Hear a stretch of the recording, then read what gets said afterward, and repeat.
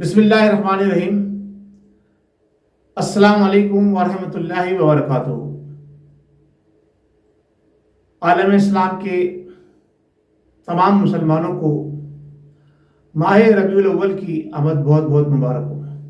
ناظرین، گزشتہ 2 دنوں سے گلے کی خرابی کی وجہ سے میں پروگرام ریکارڈ نہیں کر سکا، اس لیے ریکارڈ کردہ پروگرام چلتے رہے۔ آج الحمدللہ گلا بہتر ہے، تو آج ہم پروگرام ریکارڈ کر رہے ہیں، اور آج جو ہے وہ 9 اکتوبر ہے، اور عالم اسلام کے مسلمان آقائد عالم سید المرسلین خاتم النبیین محمد مصطفیٰ صلی اللہ تعالیٰ علیہ وسلم کی دنیا میں ظاہر ہونے یعنی یوم ولادت کے دن کی منانے کی تیاریوں میں مصروف ہیں۔ تو میں سب کو مبارکباد پیش کرتا ہوں، اور خاص طور سے ہمارے حکومت کے سربراہان اور ذمہ داران جنہوں نے بھی ٹویٹ بھی کیا اور خبروں میں بتایا کہ ہم ربیع الاول کو شایع نشان طریقے سے منائیں گے۔ تو اللہ تبارک و تعالیٰ سے ان لوگوں کے لیے دعا ہے کہ جو ربیع الاول شریف، ربیع النور شریف کو اپنی حیثیت سے بڑھ کر منانے کی خواہش بھی رکھتے ہیں، جستجو بھی کرتے ہیں، اور اس میں عملی اقدام بھی کرتے ہیں۔ اللہ تبارک تعالیٰ ان کو برکت عطا فرمائے، اور ان کو غیب سے اتنی مدد فرمائے کہ وہ رحمت للعالمین جو تمام جہانوں کے لیے جن کو رحمت بنا کے اس دنیا میں بھیجا گیا، ان کے یوم ولادت کو اس طرح سے منائے کہ اس سے بڑی خوشی پوری انسانیت کے لیے کوئی ہو ہی نہیں سکتی، کہ جس دن آپ سرکار مدینہ رحمت قلب سینہ خاتم النبیین اس دنیا میں تشریف لے کر آئے۔ تو یہ بڑے مبارک اور خوشی کا دن ہے، اس کو جس طرح سے بھی سیلیبریٹ کریں، اور اس کا سیلیبریٹ کرنے کے لیے سب سے بہترین طریقہ یہ ہے کہ آپ کثرت سے درود شریف پڑھیں۔ میں تمام اپنے احباب سے جو یہ میرا میسیج سن رہے ہیں، جو میرا یہ پیغام سن رہے ہیں، ان سے گزارش کروں گا کہ اپنا معمول بنا لیں اپنی زندگی کا، کہ کم سے کم 313 مرتبہ درود شریف پڑھ کر آپ روزانہ اپنے پیارے آقا اور اللہ کے پیارے حبیب پر بھیجیں، تو آپ کا شمار ان لوگوں میں ہوگا جو کثرت سے درود شریف پڑھنے والوں میں جن کا شمار کیا جاتا ہے، اور اس سے زیادہ پڑھیں تو بہت خوشی کی بات ہے۔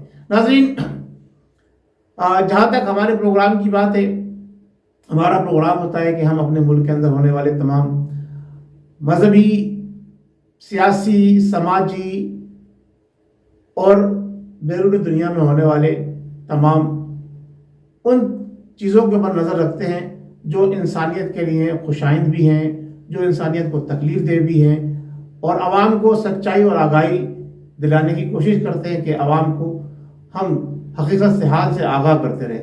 ناظرین، 8 اکتوبر کو امن کا نوبل انعام دیا گیا۔ اچھا، امن کا نوبل انعام جب دیا جاتا ہے تو بڑی اس کے اوپر تحقیق ہوتی ہے، اور بڑی جو لوگ واقعی صحیح معنوں میں امن کے لیے کچھ کردار ادا کر رہے ہوتے ہیں ان کو چنا جاتا ہے۔ تو اس دفعہ فلپائن کی ایک خاتون صحافی اور رشیا کے ایک صحافی، ان دونوں کو یہ انعام مشترکہ طور پر دیا گیا۔ یعنی فلپائن جیسا ملک جو کسی بھی ریجن کے اندر کوئی خاص اہمیت کا مقام نہیں رکھتا، اور اس کے ساتھ ساتھ رشیا جیسا ایک بڑا ملک، تو ان دونوں کو یہ برابری کے طور پر جو ہے ایوارڈ دیا گیا ہے، اعلان کیا گیا امن کا نوبل ایوارڈ۔ تو یہ ان دونوں ممالک کے لیے بڑی خوشائند بات ہے، اور ہمیں یہ سوچنا ہوگا مسلمانوں کو کہ یہ امن کا نوبل انعام دینے والی قوتیں اکثر و بیشتر ان لوگوں کو چنتی ہیں جن کا تعلق جو ہے وہ اسلام سے نہیں ہو۔ ایک دفعہ ضرور انہوں نے یہ جسارت کی کچھ سال پہلے کہ پاکستان کی ایک نوجوان نسل کی ایک نوجوان، اسے کہتے ہیں کم عمر خاتون کو یہ انعام دیا، جو انہوں نے اپنے مطلب، اپنے مقصد کے لیے دیا، جس کا کوئی امن کے لیے کوئی کردار نہیں تھا، جس کا امن کے لیے کوئی کام نہیں تھا۔ ایک 13 سالہ 14 سالہ لڑکی جو ابھی بلوغت تک پہنچی تھی اور صرف تعلیم حاصل کرنے کے لیے نکلی تھی بستہ اٹھا کر، اس کو انہوں نے امن کا نوبل انعام دیا اپنے مخزون مقاصد کو استعمال کرنے کے لیے. تو یہ دیکھیں کہ یہ امن کا جو انعام نوبل ایوارڈ جو ہوتا ہے وہ بھی سیاسی اور جسے کہتے ہیں مذہبی طور پر اس میں بھی بہت ساری چیزیں شامل کی جاتی ہیں. یعنی دنیا اس وقت جو ہے کہیں بھی سچائی کے ساتھ نہیں چل رہی. ہر جگہ کوئی نہ کوئی جناب علی انہوں نے اپنے مقاصد استعمال کرنے ہیں جن لوگوں کے ہاتھ میں یہ ساری چیزیں ہیں. جیسے اقوام متحدہ کو جب کوئی کرنا ہوتا ہے تو فوری طور پر عمل درآمد کرتا ہے اور اس پہ جناب ریزولوشن پاس کر کے ٹھک سے حملہ آور ہوتا ہے اور تیز تیز کر دیتا ہے اگر وہ اسلامی ممالک کی طرف سے کوئی اس میں اونچ نیچ ہوئی ہو. اور جو اسلامی ممالک چیخ رہے ہیں یعنی 73 سال سے کشمیری چیخ رہے ہیں ان کے اوپر کوئی عمل درآمد نہیں. قرارداد ضرور پاس ہو گئی ہے لیکن اس پہ عمل درآمد کے لیے انڈیا کو کہیں بھی بانڈ نہیں کیا گیا. تو یہ ساری چیزیں یہود و ہنود کی ہیں. ہمیں ان چیزوں کے اوپر خاص توجہ نہیں دینی چاہیے. ہمارے لوگ بھی خاص طور سے بڑی باتیں کر رہے ہیں لیکن کچھ نہیں. دنیا کی سب سے بڑی ایمبولینس سروس جس کے بانی عبدالستار ایدھی تھے جنہوں نے بلا تفریق مذہب و نسل لوگوں کی لاشیں اٹھائیں اور میں یہ سمجھتا ہوں اس سے بڑا کام پوری دنیا کے اندر مریضوں کو سہولت فراہم کرنے یا جو لوگ انتقال کر گئے انہیں سہولت فراہم کرنے کے لیے دنیا بھر کا اگر کنٹریبیوشن کر لیا جائے تو ایک طرف اور عبدالستار ایدھی کا ایک طرف. لیکن ان کو نامزد کیا گیا لیکن نوبل انعام نہیں دیا گیا انہیں. تو یہ سب چیزیں دیکھنے کی ہیں. اس پہ ہمیں خاص طور سے غور کرنا چاہیے. اچھا آج میں تھوڑی سی بات کروں گا مختصر سی 2-3 چیزیں ہیں. سب سے پہلے تو ایک جو ہماری پرائم منسٹر صاحب ہیں انہوں نے جو ہے وہ ایک امن کانفرنس کے حوالے سے جناب علی قومی سلامتی کونسل کے حوالے سے ایک اجلاس بلایا. اس میں قومی سلامتی کے حوالے سے جو افغانستان کے اندر صورتحال پیدا ہو رہی ہے اس کے اوپر غور و خوض کیا. لیکن میں یہ سمجھتا ہوں کہ ان کے غور و خوض کرنے سے کیا افغانستان کے اندر بھی صورتحال بہتر ہو جائے گی؟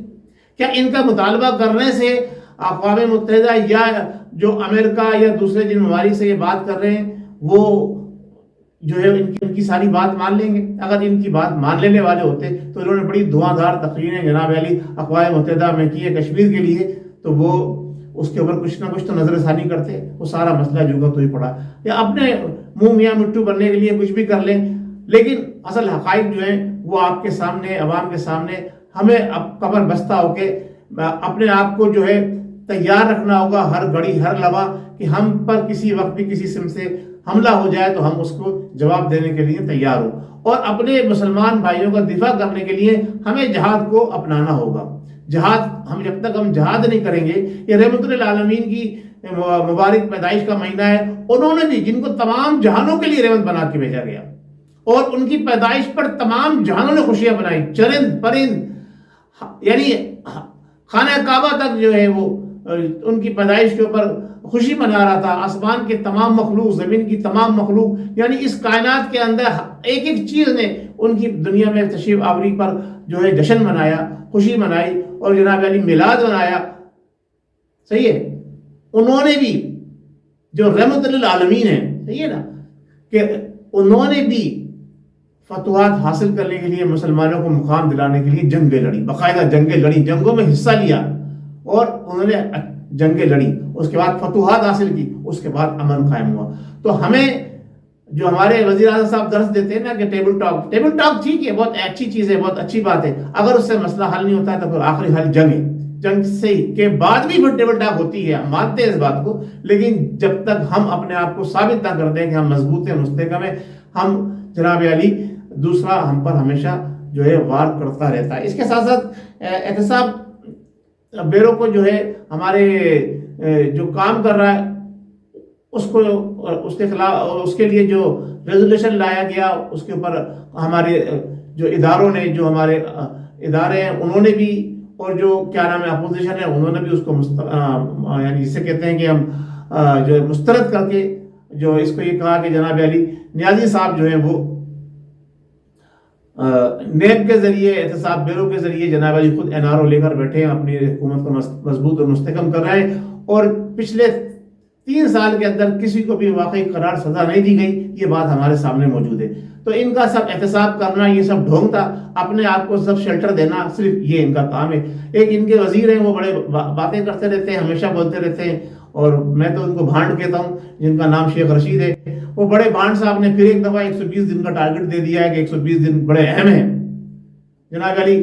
کچھ لوگ ان کو کہتے ہیں کہ گیٹ نمبر 4 کا چوکیدار، کچھ لوگ کچھ ان کا خطاب دیتے ہیں، میں ان کو بڑا بھانڈ کہتا ہوں۔ تو انہوں نے 120 دن، پہلے 126 دن کا دھرنا ہوا تھا، اب انہوں نے 120 دن کا ٹارگٹ دیا ہے کہ پاکستان کی سالمیت، پاکستان کی بقا، پاکستان کی ترقی، پاکستان کی خوشحالی کے لیے یہ 120 دن بڑے اہم ہیں۔